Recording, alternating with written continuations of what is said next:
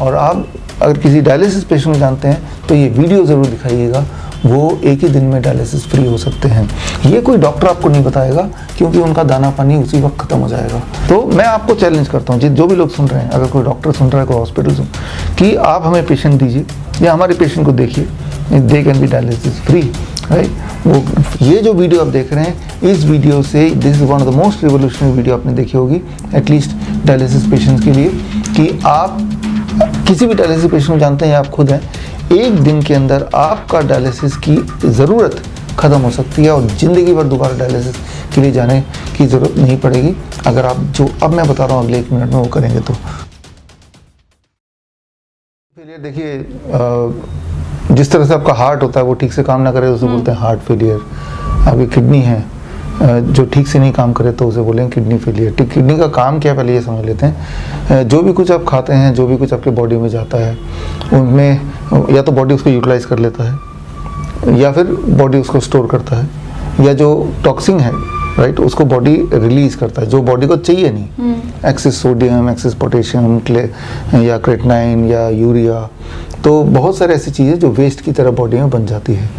जैसे ही एक फॉर्म से दूसरे फॉर्म में एनर्जी चेंज होती है तो वेस्ट बनता है। मान लो आपने कागज़ जलाया तो आपने हीट एनर्जी प्रोड्यूस किया, लेकिन रह गया ऐश रह गया, राख जिसे बोलते हैं। तो राख क्या है, वेस्ट हो गया ना।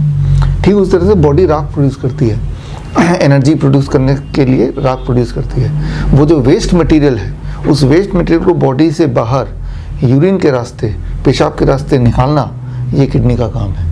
लेकिन किडनी ये काम नहीं कर पाएगी तो क्या होगा, वो वेस्ट बॉडी में जमता जाएगा।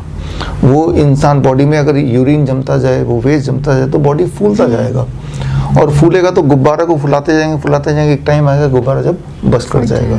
तो same thing happens in the body also, right. तो किडनी का काम होता है कि वो जो वेस्ट बॉडी में जम जाता है उसको बाहर निकालना। और जिनका किडनी फेलियर बोलते हैं वो इसलिए बोलते हैं क्योंकि उनका वेस्ट बॉडी में बिल्डअप होने लगता है, उनकी पोटेशियम की मात्रा बढ़ने लगती है, सोडियम का मात्रा बढ़ने लगता है, या फिर यूरिया का मात्रा बढ़ने लगती है, क्रेटिनाइन का मात्रा, ऐसे बहुत सारे जो केमिकल्स हैं जो एक लिमिट में होने चाहिए उनकी मात्रा उनकी बढ़ने लगती है। इससे समझ आता है कि किडनी ठीक से काम नहीं कर रहा है। तो वो इंसान थोड़ा फूला दिखने लगेगा, उसके पैर सूजे दिखने लगेंगे। तो दिस आर द इंडिकेशन। या मान लो पैर आपके सूजे हैं तो आप चलेंगे तो दर्द होगा, पेन होगा, इन्फ्लेमेशन हो जाएगा, घाव हो जाएगा। तो आप समझ रहे हैं कि ये है सारा ओवरऑल किडनी फेल हो गया उसकी सूजन को देख के उसके बॉडी में दबाव ज़्यादा रहेगा। तो this is what is called kidney failure. KFT test होता है, किडनी फंक्शन टेस्ट, उससे भी पता चल जाता है, लेकिन उससे ज़्यादा इम्पॉर्टेंट है सिम्टोमेटिकली भी पता चल जाता है। यस, देखिए होता क्या है कि आप खुद ही सोचिए, जैसे आपने हवा भरते गए तो आप बताइए कि उस बलून के अंदर का जो प्रेशर है, एयर प्रेशर, वो हवा भरने से बढ़ रहा है घट रहा है? बढ़ेगा। ठीक उस तरह से आपकी बॉडी में चीज़ें एक्यूमुलेट होती जा रही, इकट्ठी होती जा रही, तो आपके बॉडी का जो ब्लड प्रेशर है वो क्या होगा, बढ़ेगा। तो अब ब्लड प्रेशर बढ़ता जा रहा है तो इलाज जो कन्वेंशनल हॉस्पिटल्स में होता है, ब्लड प्रेशर की दवाई देकर उसको कम करने की कोशिश करते हैं। तो ब्लड प्रेशर की दवाई से हार्ट कम काम करने लगता है, जिससे बॉडी का ब्लड प्रेशर तो कम हो जाता है, लेकिन वेस्ट जो है वो कम नहीं होता, वो तो बॉडी में ही है, उसको तो नहीं निकाला, राइट। तो ठीक इसी तरह से एक टाइम आता है कि ब्लड प्रेशर की दवा खा के हमने उसकी हार्ट को कमज़ोर कर दिया, लेकिन टाइम भी हम वेस्ट कर दिया और बॉडी में वेस्ट जमा होता गया। तो एक टाइम आएगा कि उस इंसान का जो थोड़ा बहुत किडनी काम करता था वो भी काम नहीं करेगा। It is a total and stage kidney disease बन जाएगा, एंड स्टेज किडनी डिजीज़। यानी कि अब किडनी ने का जो फंक्शनिंग है मे बी 5% रह गया, 10% रह गया। ये जो कन्वेंशनल जो हॉस्पिटल्स में होता है वो है डायलिसिस की मशीनें होती हैं, वो मशीन फिट कर देते हैं और वो खून गंदा वाला जिसमें वेस्ट इकट्ठा हो गया है वो बाहर जाता है मशीन में, और मशीन में से वो क्लीन करके, और ऐसा लगता है कि वो क्लीन है, वो अंदर बॉडी में दोबारा जाता है।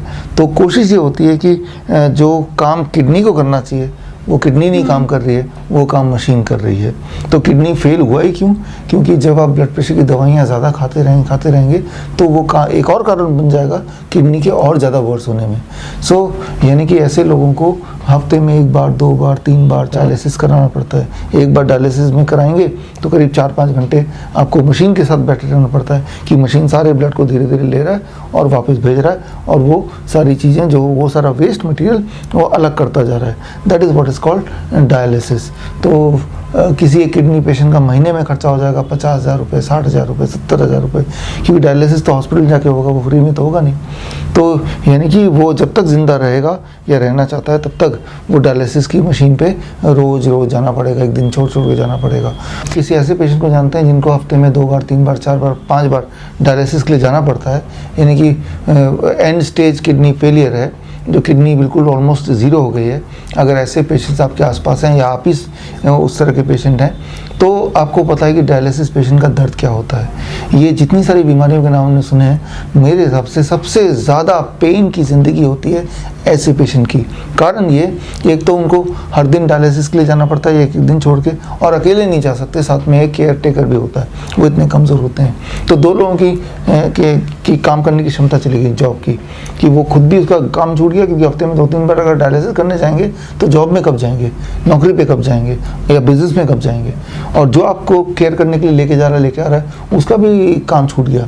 तो 2 लोग, और लेकिन आपका जो हर महीने का खर्चा है 50,000 से लेके 1 लाख तक, वो तो जुड़ ही गया, राइट। वो तब जब डायलिसिस की वजह से साइड इफेक्ट नहीं हो रहे हों और कोई बीमारी का इलाज नहीं करा रहे हों तो, राइट। तो खर्चा आपका कई गुना बढ़ गया अपने रहन सहन का, और 2 लोगों की नौकरी गई। तो आपका जो सवाल है कि अगर उसको डायलिसिस पेशेंट को डायलिसिस नहीं कराना कल से, ध्यान सुनिए, आप आज डायलिसिस करके आए हैं, आप चाहते हैं कि दोबारा मैं हॉस्पिटल ना जाऊं, या तो उतने पैसे ही नहीं है या कोई ले जाने वाला नहीं है, तो क्या होगा ऐसे पेशेंट का? क्या वो पेशेंट मर जाएंगे? वो पेशेंट नहीं मरेंगे, वो पेशेंट घर पे बैठ के अपना डायलिसिस खुद कर सकते हैं बिना किसी मशीन के। कैसे, ये मैं आपको दिखाता हूँ, how you can do your own dialysis. यानी कि ये जो वीडियो आप देख रहे हैं, इस वीडियो से, this is one of the most revolutionary video आपने देखी होगी एटलीस्ट डायलिसिस पेशेंट्स के लिए, कि आप किसी भी डायलिसिस पेशेंट को जानते हैं या आप खुद हैं, 1 दिन के अंदर आपका डायलिसिस की ज़रूरत ख़त्म हो सकती है और ज़िंदगी भर दोबारा डायलिसिस के लिए जाने की ज़रूरत नहीं पड़ेगी, अगर आप जो अब मैं बता रहा हूँ अगले 1 मिनट में वो करेंगे तो वो क्या है, अब देखिए आपको क्या करना है, एक हॉट वाटर टब लेना है, एक बाथ टब आपने सबने देखा है, ये है बाथ टब, राइट, जो आपके बाथरूम में होता है, राइट, जिसमें आप इस तरह से बैठ पाएँ इसमें, और बैठने के बाद पानी का टेम्परेचर होना चाहिए, याद रखिएगा 40 डिग्री सेल्सियस, और पानी कहाँ तक होना चाहिए, पानी आपके गले तक होना चाहिए। अभी गले तक नहीं है पानी, मैं थोड़ा और पानी इसमें डाल देता हूँ, और ये मैं बाथ टब में पानी डाल रहा हूँ, ये डायलिसिस का पेशेंट है, अभी भी गले तक नहीं है, थोड़ा सा और पानी मैं डाल देता हूँ ताकि ये पानी इसका गले तक पहुँच जाए, ठीक है ना। इस तरह से आपको अपने ये ध्यान रखना है कि डायलिसिस के पेशेंट को कि वो उसका जो है एक गले तक पानी उसके बाथ टब में हो, और जब गले तक पानी होगा और 40 डिग्री पे होगा, और अगर पेशेंट ऐसे 40 डिग्री वाले पानी में 4 घंटे तक बैठा रहे, तो एक काम होता है कि उसका ये जो प्रेशर है, ये एटमॉस्फेरिक प्रेशर है, ये 1 एटमॉस्फेरिक प्रेशर है, और गले के नीचे का जो प्रेशर है वो 2% ज़्यादा है। जब ज़्यादा होता है तो ऐसे में उसके जो हार्ट का जो पंपिंग है, राइट, सो हार्ट का जो आउटपुट है वो 20% बढ़ जाता है, प्लस इस तरह से बैठने से पैर का खून है वो ऊपर आ जाता है। इन दोनों स्थिति में आने के बाद बॉडी के अंदर कुछ केमिकल बदलाव होते हैं सभी में, जैसे बॉडी के कुछ केमिकल है, जैसे रेनिन एक केमिकल है, या फिर नॉरएपिनेफ्रिन एक केमिकल है, वीसोप्रेसिन एक केमिकल है, ये सारे कम होने लगते हैं, राइट। और जैसे ये कम होंगे तो बॉडी अपना डायलिसिस स्विच ऑन कर देता है, यानी कि उसके बॉडी से सोडियम निकलने लगेगा, उसका पोटेशियम कम होने लगेगा, उसका क्रिएटिनिन क्लियरेंस होगा, उसका यूरिन आउटपुट बढ़ जाएगा, उसका यूरिया बढ़ जाएगा, राइट, और उसका वेट भी कम होने लगेगा। तो मतलब ये कि अगर ये 4 घंटे आप बैठ जाएं इसमें, तो आपका बॉडी सेल्फ डायलिसिस मोड में आ जाता है। तो हॉस्पिटल जाके मशीन में 4 घंटे ना बैठ के आप ये जुगाड़ अपने घर पे कर सकते हैं। तो इससे आपकी डायलिसिस 1 दिन के अंदर छूट सकती है। आपका ब्लड प्रेशर भी नीचे आ जाएगा, ब्लड प्रेशर की दवाई छूट सकती है 1 दिन के अंदर। हमारे पेशेंट्स हैं, उनकी दवाइयाँ छूट जाती है। तो बड़ा सिंपल मैंने बताया, इसको कीजिएगा। और आप अगर किसी डायलिसिस पेशेंट को जानते हैं तो ये वीडियो ज़रूर दिखाइएगा, वो 1 ही दिन में डायलिसिस फ्री हो सकते हैं। ये कोई डॉक्टर आपको नहीं बताएगा, क्योंकि उनका दाना पानी उसी वक्त ख़त्म हो जाएगा, राइट। सो उसी वक्त जो मैं बता रहा हूँ, ये कोई मेरा इन्वेंशन नहीं है, ये एक पहले से ही साइंस है, ये बॉडी का साइंस है कि बॉडी को इतने टेम्परेचर में अगर यहाँ तक रखा जाए तो बॉडी का कार्डियक आउटपुट बढ़ जाता है 20%, और उसकी वजह से और बॉडी में पानी, पैरों का जो खून है वो इधर आके जम जाता है, इसकी वजह से बॉडी सेल्फ डायलिसिस मोड में आ जाता है। तो इससे आपके सवाल का जवाब, किसी भी पेशेंट को, चाहे वो कितने भी एंड स्टेज किडनी फेलियर का पेशेंट है, वो डायलिसिस से और किडनी की सारी दवाइयों से 1 दिन के अंदर आज़ाद हो सकता है। और डायलिसिस पे जो खर्चा है वो 0 हो सकता है, और हर दिन ये पेशेंट ठीक होता रहेगा। और जब ऐसा वो करेगा कुछ दिनों तक, करीब 1 महीना, तो उसके बाद ये नहीं भी करेगा तो भी उसका बॉडी किडनी वापस रिवाइव कर जाएगी, मतलब अब उसको कोई ज़रूरत नहीं। लेकिन ये तब काम करेगा ज़्यादा जब इसके साथ आपको DIP डाइट लेना है, क्योंकि ये क्या कर रहा है, बॉडी में जो वेस्ट है उसको तो बॉडी से बाहर फेंकता जा रहा है, लेकिन वेस्ट कल दोबारा ना जम जाए बॉडी में, उसके लिए आप डाइट को चेंज कर रहे हैं, DIP डाइट, राइट। तो DIP डाइट 2 काम करेगा, एक तो बॉडी का में दोबारा वेस्ट जमने नहीं देगा, और दूसरा जो डेड किडनी सेल्स हैं, नए सेल्स को पैदा करने में हेल्प करेगा। लेकिन ऑलरेडी जो जमा हुआ जो राख है बॉडी में, उसको ये निकाल देगा। एक तरफ से बॉडी से आप वेस्ट निकालते जा रहे हैं, दूसरी तरफ नया वेस्ट जमा ना हो DIP डाइट पे आ गया। तो ऐसा हम करते हैं अपने किडनी पेशेंट्स के साथ। हमारे पास कितने ही किडनी पेशेंट्स हैं जो एक टाइम पे डायलिसिस पे थे, लेकिन आज वो डायलिसिस फ्री हैं। तो मैं आपको चैलेंज करता हूँ, जो भी लोग सुन रहे हैं, अगर कोई डॉक्टर सुन रहा है, कोई हॉस्पिटल सुन, कि आप हमें पेशेंट दीजिए या हमारे पेशेंट को देखिए, they can be dialysis free, right. वो फ्री हो सकते हैं और होते हैं और हमेशा फ्री रहते हैं। तो जैसे कि सर आपने बताया डायलिसिस का, तो 1 महीने लगातार हमें 4 घंटे करना होगा 1 दिन में? ये वो पेशेंट हैं जो 1 महीना लगातार, जो अदरवाइज जिंदगी भर लगातार रोज 4 घंटे हॉस्पिटल जाते थे, उनको करना होगा। जो 2 घंटे के लिए जाते थे, राइट, उनको कम। ये क्या है कि इमेजिन कीजिए वो पेशेंट जो रोज हॉस्पिटल जाता है और 4 घंटे डायलिसिस मशीन में बैठा रहता है, जो कि बहुत पेनफुल प्रोसेस होता है, उसको अगर बोले कि नहीं भाई जी आप वहाँ हॉस्पिटल जाने की ज़रूरत नहीं है, महीने में 50,000 1 लाख रुपये खर्च करने की ज़रूरत नहीं है, आप अपने घर पे ये कर लो, उसके लिए तो आसान है। प्रॉपर सेफ है, ये सेफ है, इसमें कुछ भी नहीं होगा, कोई नुकसान नहीं है, कोई साइड इफेक्ट नहीं है। साइड बेनिफिट है, अगर उसको वो डायबिटीज़ का पेशेंट भी है तो डायबिटीज़ का ठीक हो जाएगा। साइड बेनिफिट है, बाई चांस वो हार्ट का पेशेंट है तो कार्डियक आउटपुट बढ़ रहा है तो हार्ट पेशेंट भी नहीं रहेगा, वो ठीक हो जाएगा। साइड बेनिफिट ये, अगर वो मोटा है तो उसका वेट भी घट जाएगा। पहले दिन ये 1 से 1.5 kg घट जाता है फर्स्ट डे, पहले 4 घंटे में। यानी कि आप इसमें ये करने से पहले अपना वेट तौल लें और करने के बाद तौल लें। पहले आपका ब्लड शुगर देख लें, उसके बाद ब्लड शुगर देख लें।